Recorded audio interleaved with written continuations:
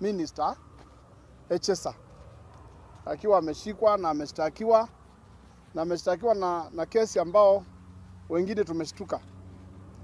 In fact, ameshtakiwa na kutaka kukula ongo ama kukula kitu ya fake ama kutengeneza tender fake na wanatengenezea katika ofisi ya Deputy President. Nataka kusema hivi kama Kalembe Ndile niseme hii ofisi ya Deputy President, mimi ni mkaaji wa Kibwezi, mimi nilikuwa mbunge Kibwezi, na imetudhuru kwa sababu hapo pia ndio kulikoniwa rafiki yangu anaitwa Makindu Motors ambao ni Stephen Ngei. Alikoniwa zaidi ya milioni 200 na watu ambao walimpea tenda ya kusupply laptops. Na wali supply wakapeleka hapo kwa Deputy President. Na sasa hii kitu ya jana ni kitu ingine ya kurudia ya waziri akiwa ameshikwa na anapatikana pia akitumia hii ofisi ya Deputy President kulagai watu wengine wa nchi zingine. Mimi kwa maoni yangu ni vile watu wote hawajitokeza kama huyu Stephen Ngei vile alijitokeza na vitu zake zenye zilikuwa zimekoniwa akazishika. Inaonekana hiyo ofisi imekoni watu wengi sana. Na mimi nataka kusema kama Kalembe Ndile na kama one of the founder wa Jubilee, hivyo sio vile tulikuwa tunadhani serikali itafanya kazi. Na mimi naomba kuanzia leo nataka Deputy President Samoei Ruto ajiuzuru. Kwa sababu hiyo ni kitendo ambao ni cha kulagai watu, hiyo watu wake wamelagai watu wetu Makindu, na tena inaonekana ofisi yake inatumika visivyo. Inatumika kuliko vile tulikuwa tunatarajia. Kwa hivyo hata sioni vile kumbe ile pesa anatoa kwa makanisa.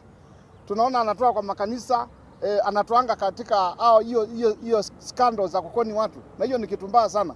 Kwa hivyo mimi nasema leo Deputy President ajiuzuru.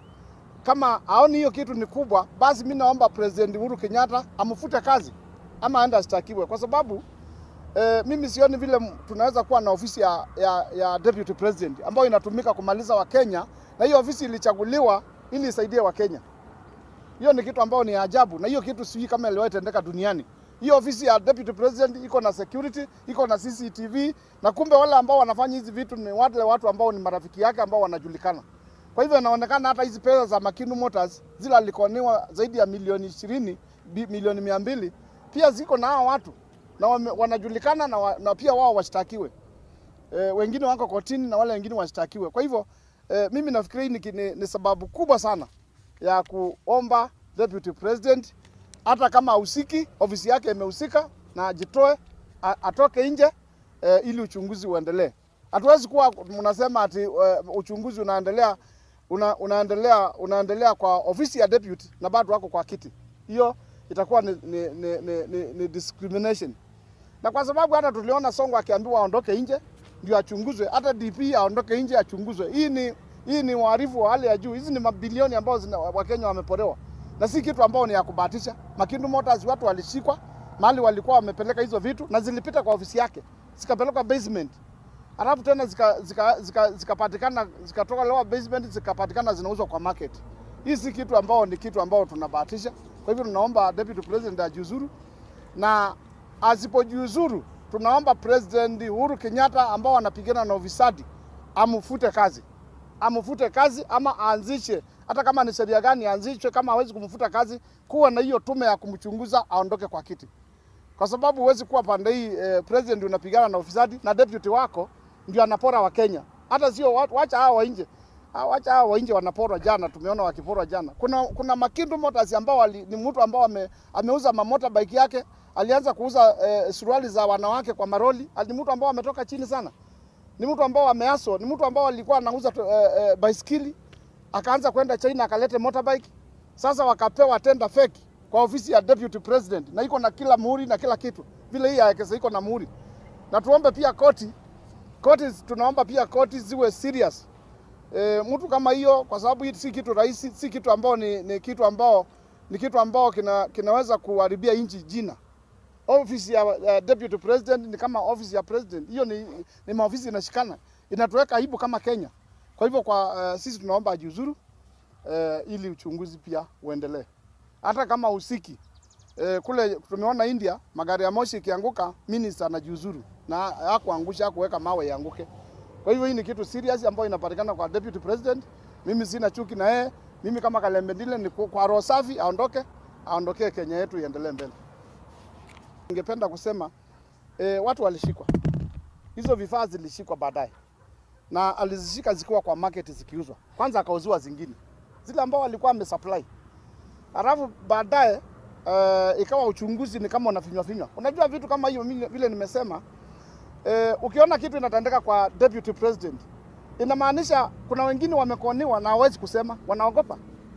Kwa hivyo kesi inaendelea, sitaki kujua vile inaendelea na sitaki kutaja mambo ya koti, lakini kuna watu walishikwa na exhibit iko na hizo computer hizo laptop zilishikwa za Makindu Motors.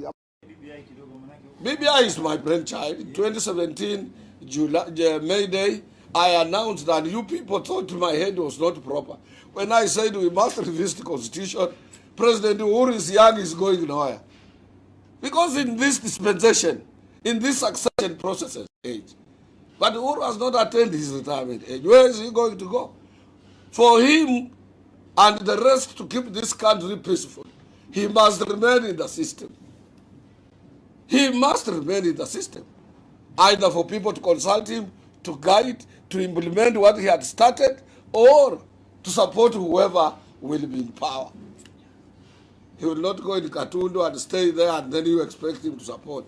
Or to go there and get you withdraw his security and so on because he's no longer president. So he must remain in the mainstream. And therefore this BBI, it is meant to bring peace after elections. After elections, not that a winner takes it all. My objective on this is to expand the executive.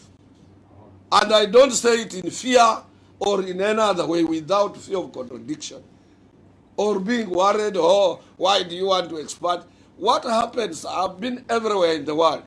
People make constitutions that can bring prosperity in their countries, that can bring peace in their country, that they can grow economy in their country, that these constitutions can assure and guarantee security of the citizens and their properties.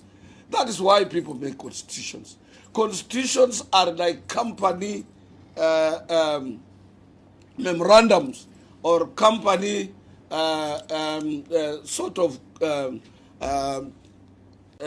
actual memorandums that organize companies. Shareholders must have position. The main shareholder must be a chairman of that particular company. The main shareholder must also sanction and interview who will be a CEO of that particular company. That is how constitutions are. Constitutions are made with people in mind. Some say, how do you make a constitution with some people in mind to fill those positions? Those are lying because they cannot occupy those positions. I have declared I don't want to be a president, I don't want to be a prime minister, I don't want to be anything, but I want a constitution that will be in this kind for posterity, that will protect Kenyans and give Kenyans peace. Therefore, BBI, after all these meetings which are going on, we are going for a referendum, and by 10 it would have carried the day. That I can assure you that one for free. And we are going to create that, including other areas of improving our economy and protecting our nation. So BBI is just like what President Uhuru and former Prime Minister Raila Amolo Odinga are saying, that nobody can stop reggae. I, for one, I don't like reggae. My wife likes reggae, but me, I don't like reggae. But I've now been converted to say nobody can stop reggae. Me, I'm a boogie man. Me, I'm a rumba guy. That is where I belong, rumba. Because rumba, you go cool with a baby on your shoulder. You move slowly and you listen to a good solo from Kahema Doka. You see, good music from deported back to China. They are all criminals. But corruption is buying them their stay here in the country. But you know, this country, I've said time and again, that part of Kenya's culture is a culture. Culture is a tradition. In Kenya is corruption. I've said that. And this is what President Uhuru is fighting. And he's facing a lot of resistance. Because let me tell you, if documents, official government, official fraudulent documents can be signed in an office of the deputy president, official documents, or false documents are signed in an official office, a whole office, which has security gadgets, which has monitoring bases, which has everything, and a second in command office. Documents fraudulent, I don't know whether I was reading, whether it was true. You can see the level of corruption in this country. It is not, it is in domain. If a fraudulent former minister can enter into the office, the second highest office, with fraudulent papers, with rubber stamps, with foreigners, and he starts signing, you can see that level. Until somebody there realizes this is now, it might put us into a problem. I'm suspecting it might be the same office again after realizing that this 33 billion is a mirage, or 30 billion, 39 or 40 billion is a mirage. We might not. Let's call the police. This is what I'm suspecting, because that is what you are going to hear next. They are going to say, oh, it is us who called the police to arrest him. And how this has been your friend. He's a frequent visitor of Sugoi. He always fights other people in the Western Province. This billions to 40 billion. This is an open case. When I say that some people, if they assume the responsibility of leadership, they will put the whole Central Bank of Kenya on the back. The only Central Bank ya Kenya mtu anakimbia nayo. If such documents can be signed in the office, my friend, I will not be there. It's you young people who will suffer. Advise Kenyans that we have some fun in this country, and we must do away with the culture, this culture of corruption Kevin is talking about. We must do away with this culture of corruption, and to do away with the culture of, now it is in open domain. You know, people are surprised. Somebody who didn't go to school, how did he get his position into the cabinet? You can now see. Huh? Somebody who doesn't know the color of the shirt he's wearing. You ask him what the color of the shirt, whether it is blue, red, he cannot be able to differentiate. He becomes a cabinet minister. You can now see it is coming up. But on 5th of January, I cast, that was, I think, early last year, I cast the boy. I said, I will see the boy going down. Because he stood up and said, oh, I told him, I'm your father, I'm your elder. Even if I'm naked, you need to cover me. Even if your dad is naked, you need to cover him. You don't talk, you don't let him go naked. I will see you going down. And you will never see me going down, because you would have already gone down. You go down, after going down, the next thing, you go to the grave.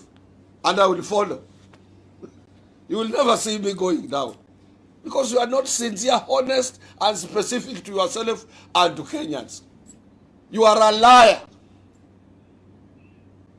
And for the whole week, when President Moi passed on, we were subjected to a lot of drama. People talking lies on television, people lying how Moi good was, and these people stole from Moi.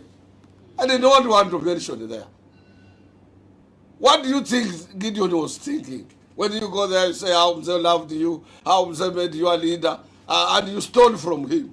This is the Kenyans we have. Some took money from him today, tomorrow they defect to other parties. Some took money from him, we will mobilize people in our areas, that money, put it in the pocket. Some took money from him, we are going to buy you this and so on. This is to assist your government, they disappear with the money. When the Mzee passes on, they are the first people on television with ties in suits, how good Mzee was, and he doesn't want to mention I stole. The office of the deputy president has become a crime scene in Kenya.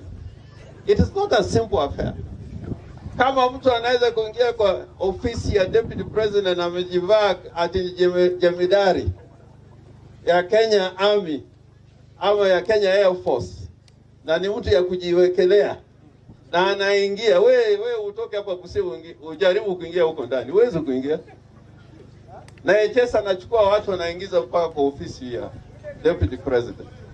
Na mimi wakati mwingine nilisema mambo yake, lakini imefika wakati ambapo atueleze what did he know, because if it is something he knew he must tell the Republic of Kenya ili hiyo ofisi ipate heshima.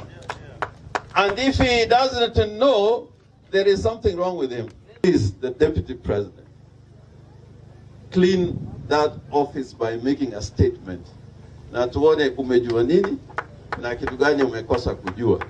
Na ukikosa kufanya hivyo, hata sisi tunajua namna tutafanya. Bwana Kinoti, Haji, msurudi nyuma kwa sababu katika Kenya yetu there is nobody above the law or anybody below the law. We are all equal before the law. Na sasa tunataka tumefika kiwango pale ambapo tunafanya mazungumzo na Wakenya. Manake ile timu ya wako tayari wameshatembea katika kaunti zote 47. Hakuna haja ya wao sasa watembee tena. Niwaambia sasa hakuna haja wao watembee. Wakae sasa waje sisi tuongee na wananchi. Sisi ndio sasa tunaongea na wananchi. Tunaenda katika kila jimbo ya Kenya. Na kunakuwa na kongamano ya wananchi. Wanakaa, wanaongea, wanapitisha resolution tunataka hapa na hapa na hapa. Manake inajulikana ati yule ambaye anavaa viatu inajua pale hizo viatu inamfinya. Alafu baadaye wakitapita hizo resolution tunapeleka kwa kongamano ya wananchi.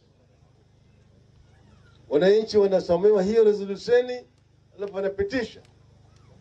Sasa ndio wanasiasa wanaongea juu ya mambo yale mambo yamepitishwa hapo. Hii kazi tunataka ifanyike kwa njia ya haraka. Hii ikifika mwezi wa 3 tumemaliza mambo ya consultations. Tunaandika sasa nini ile nini? Unasema hii mambo yote yale yote nataka tu kutimizwa na serikali. Administrative actions. Haya ingine nataka sheria zibadilishwe. Ziende kwa bunge.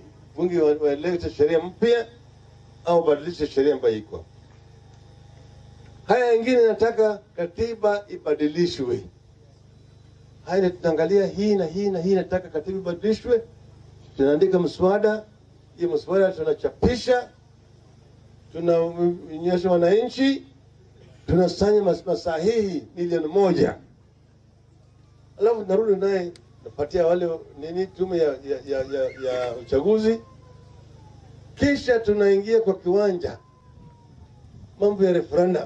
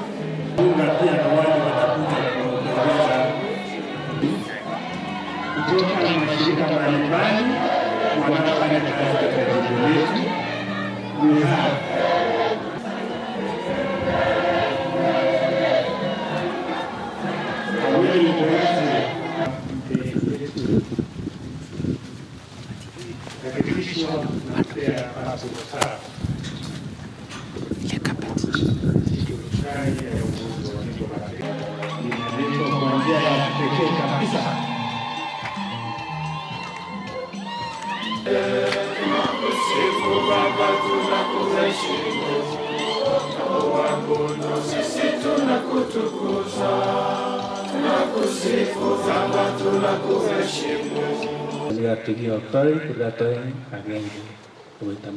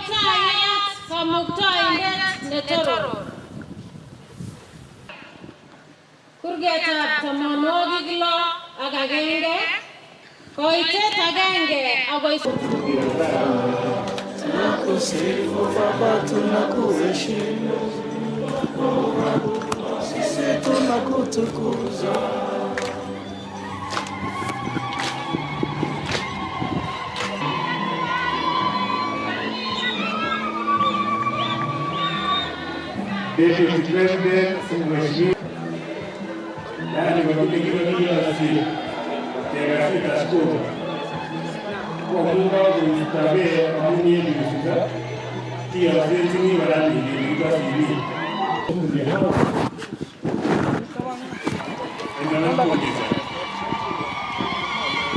napongezwa na Emmanuel Kombo kama yeye kwa kutumia wakilishi wa baba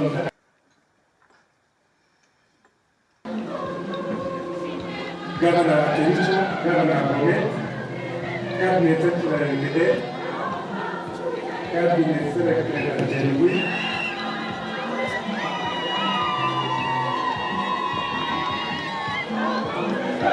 BBI kama hapa Kericho, kama ileti mambo ya majani, bei ya majani, bei ya pyrethrum, bei ya maziwa, bei vijana wapata kazi. Hiyo ndio BBI ambayo tunataka. Kama kazi itagawiwa huko juu, Deputy President, hata wewe chukua moja. Kama watu watagawanya usikae chini, hata wewe chukua kiti moja kubwa. Hakuna kiti ya mtu ambaye ati ni ya huyu ama huyu. Hata wewe chukua kiti. Lakini tusilete mambo mabaya katika taifa letu. Tuweke usawa, tuweke umoja, tuunganishe nchi yetu. Bishop Rotich pia unganisha makanisa. The doctrine is one, the church is one, God is one. Unganisha pia makanisa, tuwe taifa moja, kanisa moja, na tuende kuendelea mbele. Ninaomba mtuombee kama kanisa. Tuendeleze umoja wa taifa letu. Na mimi naomba hivyo kwa sababu mimi ni mtu ya Jubilee. Na foundation ya Jubilee ilikuwa ni kuleta watu pamoja. Kwa sababu Biblia inasema how sweet it is when brothers live in one unity. Kwa sababu Bishop, mimi naona kuna pepo mbaya ya kutaka kugawa sisi, ya kuanza kusema yule versus huyu. Juzi tulikuwa sawa, tulikuwa tunasema Uhuru Ruto, lakini kuna injili mbaya inasema Uhuru minus Ruto. Tunataka tuombe tuondoe hii pepo mbaya ya kuminasiana, na Kenya ikuwe ni Kenya ya plus. Kenya ikuwe ya plus. Tuseme Uhuru plus Ruto, na tuongeze Uhuru Ruto plus Mudavadi, tuongeze plus mwingine. Kenya yetu ikikuwa ni ya plus, we will have a good environment to preach the gospel, and we will have a good environment to ensure that we deliver to our people here so that utapata mataji tukifika mbinguni. That's my first prayer. Kile nitasema tu ni kwamba sisi wote tunahitaji maombi kwa taifa letu. And I want to assure the church that we have confidence in you. Tuna imani na nyinyi. Na ndio kwa sababu tumekuja hapa kwa wingi. Mimi sio Mkatoliki, mimi ni Mkweka, friends. Vile Kipchumba Malcolm alisema hapa. Na mimi namshukuru sana kwa sababu kama angenisahau ingekuwa mambo mbaya. Kwa hivyo sisi wote ni wa Kenya na Kenya ni yetu sisi wote, tushirikiane, tushikane mikono na tulete utulivu na amani katika taifa letu. The level of dishonesty and deceit within our nation, and especially within leadership, is rising to a shocking level. And there seems to be no voice strong enough kutuambia hapa tunadanganyana. Kwa sasa tunazungumuza kuhusu Building Bridges Initiative. The truth of the matter is that we are burning bridges. And we are lying to ourselves as a nation. Nobody is willing to tell the truth that tunadanganyana tunaunda madaraja ili hali sisi tunabomoa madaraja.